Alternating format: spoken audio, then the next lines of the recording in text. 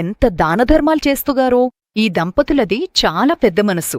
ఇంత సంతోషకరమైన దంపతులైనా వారికొక పెద్ద లోటుంది. ఏమిటా లోటు వారికి? పుత్రభాగ్యం లేరు. అందుకోసం ఎన్నో వ్రతాలు చేశారు, అన్ని గుడులకు వెళ్లారు, అన్ని పుణ్యనదులలో స్నానం చేశారు. అయినా ఆ లోటు తీరనేలేదు. మీ మంచి మనసుకి అంతా మంచే జరుగుతుంది.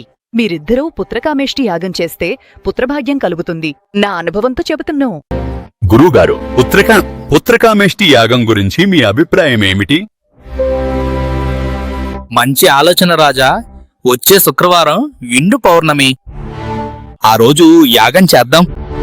సరే గురువుగారు, దానికోసం ఏర్పాటు చేస్తాను.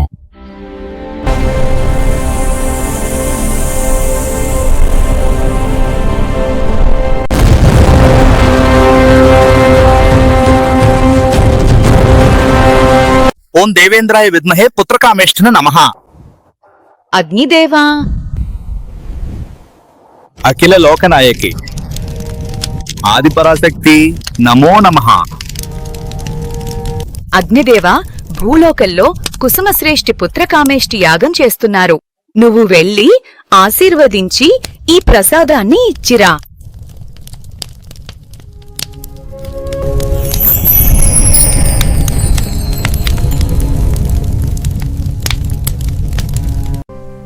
ఓం అగ్నయే స్వాహ. ఈ ప్రసాదాన్ని స్వీకరించండి. భగవంతుని కృపతో త్వరలో సంతాన భాగ్యం కలుగుతుంది. మా పూర్ణ ఆశీస్సులు.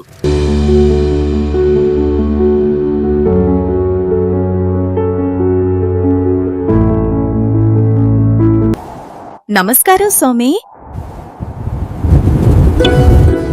దేవి, నువ్వు భూలోకానికి వెళ్లి కుసుమాంబిక గర్భాన జన్మించి శ్రీ వాసవి కన్యకా పరమేశ్వరిగా అవతరించి దుష్టులను సంహరించి భూలోకాన్ని సన్మార్గంలో నడిపించు.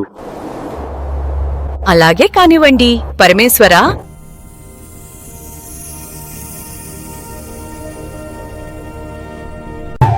గురుగారు, సంతోషకరమైన వార్త.